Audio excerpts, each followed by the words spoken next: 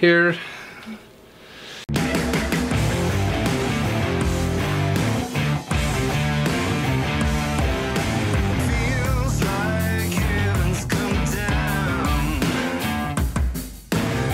I'm back with Mike Holt of Crash Site Reptiles once again, and he's going to show us a couple of his favorite adults that he's got in these racks on this side. What are we going to look at first, Mike? Oh, let's look at, okay, here's one. This is a fire killer bee female, and she produced a really nice clutch for us this year. We bred her into an orange dream. She's just getting back up to weight. You can see she's still kind of concave. A lot of the ones that have already laid eggs are feeding. This one has eaten one small rat. Sometimes it takes them a little bit of time to get back in the groove of it. So I like that snake, and she really produced some nice babies. Here's one I bet nobody has. Ooh. That is a super stripe soul sucker, and we bred her to a cinnamon soul sucker and a pastel puma. I'm either going to get one of those, one or the other, or I'm going to get a split clutch, and I've had that happen before. And if that happens, I'm not going to know what the hell I got. There's going to be a lot of weird snakes, but that'll be fun. We'll have a Tarantula girl, maybe even Dave, and we'll try and figure out what's going on. See what the babies are. The whole crew. Yeah, everybody knows what a soul sucker is, but this is the super stripe soul sucker. So these ought to make, I don't know, I'm really excited to see that clutch hatch out. She's gorgeous. And that'll be, I believe, what I say, 1st of July, something like that. What else do I got down here? Is a female. This is a highway. Oh, wow. Now, I didn't breed her this year. She's got a little bit of paradoxing on her. Oh, I'm screwing you up. She'll be definitely ready to go this year. And I like the highway stuff. There's a lot you can do with it. You know, obviously anything with yellow belly, you'll be able to breed into that, and it'll turn out good. So I'm thinking I might not breed another highway to her. I've got a male, and I've always wanted to produce the supers, but I kind of like breeding weird stuff into them and seeing what they can do. I've got that one I was telling you about, a blackhead phantom yellow belly that I'm thinking about maybe breeding into her. I think that would turn out good. So that would be cool. yeah, a little bit on the dark side, but we like the dark side. Here's another one I've got some plans for. I'll just pull this out. Oh, wow. That's a female Enchi leopard.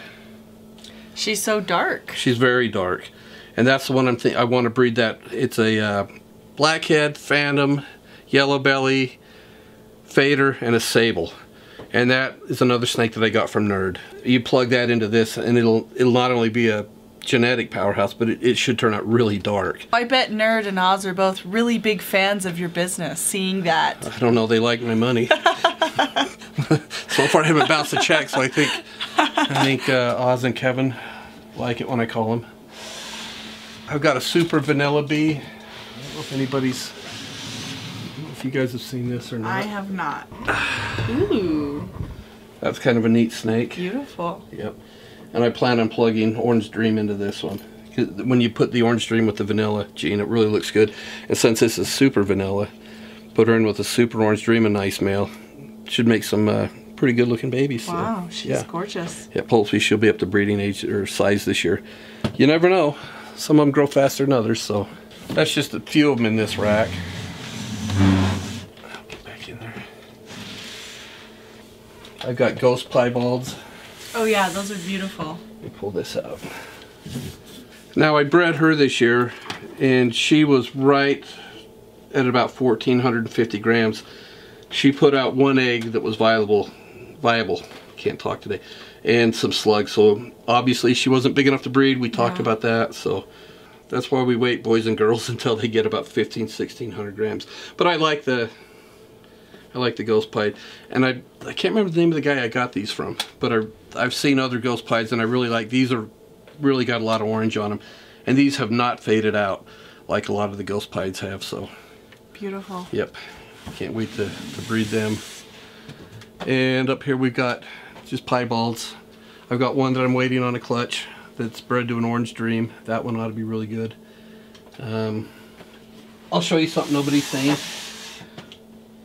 This is a wounded snake in shed. Oh. She got egg-bound. Oh, she passed 2 eggs, and they had to go surgically take the other 4 out. Her fallopian tubes, or I They were twisted, so she couldn't pass ovarian tubes, fallopian tubes. One of those female parts was twisted at 180 degrees, so they had to go out and surgically take those out last week. So she's got these stitches in for about another month, and I give her antibiotics.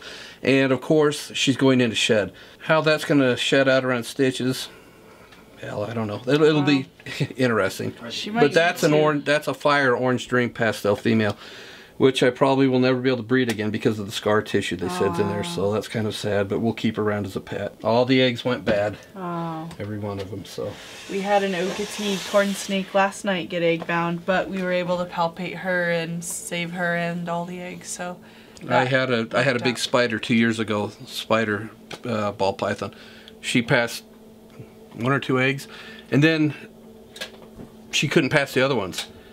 Well, what I did, I just put a bunch of sphagnum moss in there, misted it down, got it real wet, and then left her alone. And after about 2 or 3 more days, she passed them. This one would not. She was like that.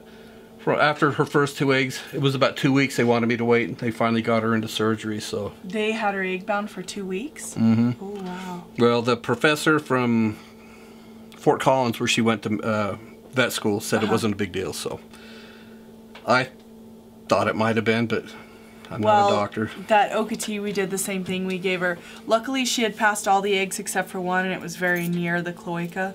We gave her moss and all that stuff and boosted her humidity. We had to go out of town on a rescue, come back. We came back about 2 in the morning and she still had that egg there. So we were getting ready to get a syringe and go in and aspirate the egg. Yeah, because it was so close to the opening. But she was able to pass it with some palpitation. So yeah, sometimes you can massage them out, but you got to be careful if you go in there and you aspirate them and it gets into her, they can get septic, and so you got to be careful with that. Yep. Anyway, don't get an egg bound snake. Save yourself the trouble. Yes. Nobody wants them. So well, these definitely were the highlights of my day. Thanks for sharing these with us today. Mike has an amazing ball python collection. Definitely the best ball python. Definitely the best BP collection is what she's trying to say. Definitely the highest end ball python collection in the Southwest U.S. And so his website... I don't know about that, but thank you. No, in my knowledge, it is. She's not including Texas, obviously. Well... out of the people that I comport with. Yeah. And definitely check out Crash Site Reptiles. And we'll see you guys later.